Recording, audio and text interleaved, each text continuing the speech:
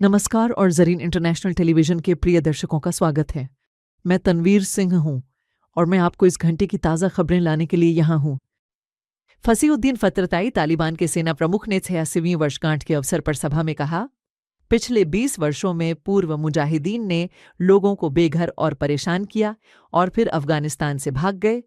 अब अफगानिस्तान में क्षेत्रीय सरकारें, शक्ति के द्वीप और कमांडर सालेही सभी समाप्त हो गए हैं और सभी लोग एक छत्र के नीचे रह रहे हैं। पिछले 20 वर्षों में हमने और आपने ये देखा है कि ये लोग हमारी जनता को किस हद तक फिर से दरबदर और गरीब बना गए। अफगानिस्तान के लोगों ने कितनी कुर्बानियां दी कि हाल ही में 4 साल हो गए हैं कि ये भी अपना सामान और बिस्तर इकट्ठा करके अफगानिस्तान से भाग गए और चले गए। और अफगानिस्तान में एक ऐसा शासन है जो पूरे अफगानिस्तान में हाकिम है और हुकूमत करता है। अल्लाह का एहसान है कि आज हम अफगानिस्तान में ऐसा एक शासन रखते हैं। अफगानिस्तान में जो गृह युद्ध थे सभी खत्म हो गए, जो कमजोर सरकारें थीं सभी खत्म हो गईं। अफगानिस्तान में जो शक्तियों के द्वीप थे वे सब समाप्त हो गए। शासन और परिवारवाद सब समाप्त हो गए। अल्हम्दुलिल्लाह अफगानिस्तान के लोग आज एक ध्वज के नीचे रह रहे हैं। दुश्मन हमेशा इंसानों में कमजोरियों को खोज लेता है, दूसरी तरफ कमजोरी पाता है। जब भी कमजोरी मिलती है वहीं से अंदर आता है और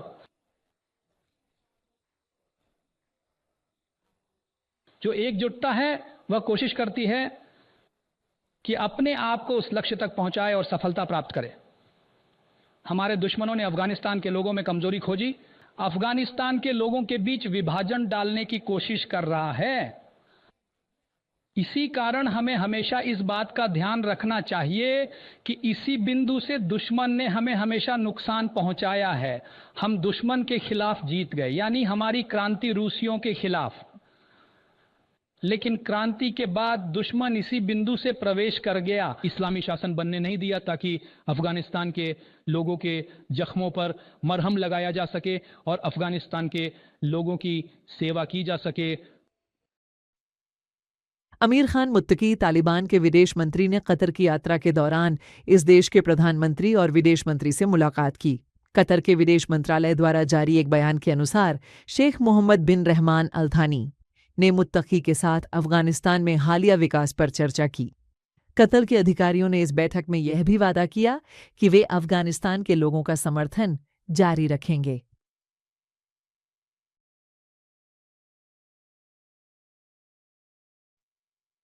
पाकिस्तान से अफगान शरणार्थियों का पलायन अभी भी जारी है। सूत्रों के अनुसार रविवार को एक दिन में 1000 से अधिक लोगों को अफगानिस्तान वापस भेजा गया।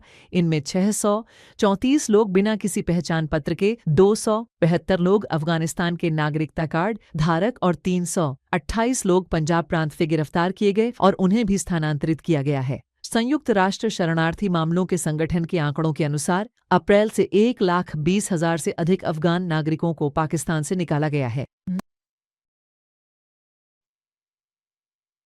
संयुक्त राष्ट्र महिलाओं का विभाग नई रिपोर्ट में कहा गया है कि 70% से अधिक अफगान महिलाएं मानवीय सहायता प्राप्त करने में समस्याओं का सामना कर रही हैं। महिला कर्मचारियों की कमी, आवाजाही पर प्रतिबंध और तालिबान द्वारा महिलाओं पर दबाव को मुख्य कारण बताया गया है।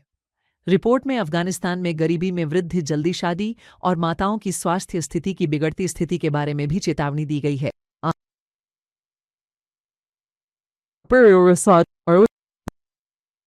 पाकिस्तान के दक्षिण वजीरिस्तान में एक विस्फोट में कम से कम 7 लोग मारे गए।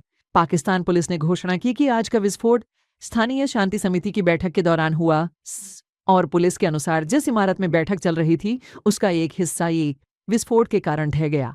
अभी तक किसी भी समूह ने इस विस्फोट की जिम्मेदारी नहीं ली है। इसी बीच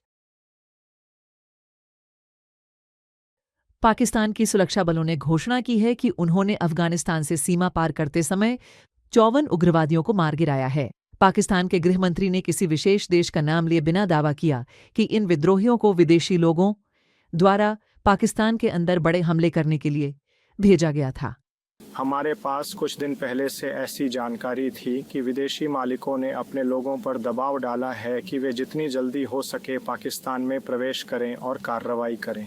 कुछ बातचीत का पता लगाने के बाद सुरक्षा बल संभावित गतिविधियों की अधिक सावधानी से निगरानी करने लगे और उन्होंने अनुमान लगाया कि ये लोग ज़रूर लौटेंगे और कार्रवाई करेंगे। इसी के आधार पर सुरक्षा उपाय और सीमा जांच को काफ़ी हद तक बढ़ाया गया और इन्हीं कदमों के दौरान इन व्यक्तियों का प्रवेश पहचान लिया गया और निष्फल किया गया। रूस के राष्ट्रपति ने यूक्रेन के साथ 3 दिन के युद्ध विराम की घोषणा की। क्रेमलिन ने एक बयान में कहा कि यह युद्ध विराम 8 मई से मायने लागू होगा और 11 मई तक जारी रहेगा। रिपोर्ट में कहा गया है कि पुतिन ने मानवीय विचारों के आधार पर युद्ध विराम की घोषणा की है। यूक्रेन ने इस बारे में अभी तक कुछ नहीं कहा है। न्यूयॉर्क टाइम्स ने रिपोर्ट किया है कि भारत आंतरिक पर्यटकों पर हुए खूनी हमले के बाद तनाव कम करने के बजाय पाकिस्तान के खिलाफ सैन्य कार्रवाई के लिए तैयार हो रहा है। इस रिपोर्ट के अनुसार भारतीय बलों ने कश्मीर में अपनी कार्रवाई तेज कर दी है और सैकड़ों लोगों को पर्यटकों पर हमले के दोषियों की पहचान के मामले में गिरफ्तार किया है।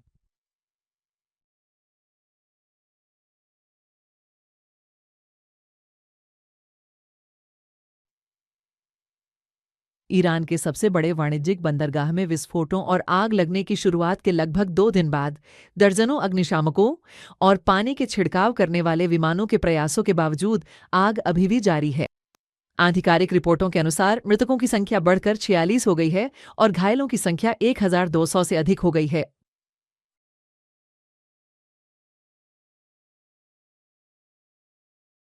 आपके निरंतर समर्थन के लिए धन्यवाद। प्रिय दर्शकों, आप ज़रीन टीवी को अफगान प्रोकेस्ट नस्तो जेलविज ज़रीन टीवी ऐप या और हमारे सोशल मीडिया प्लेटफॉर्म्स पर देख सकते हैं। अगली बार तक आप दिव्य शांति और दया में सुरक्षित रहें। ख्याल रखें और आशीर्वाद हमेशा आपके मार्ग का अनुसरण करें।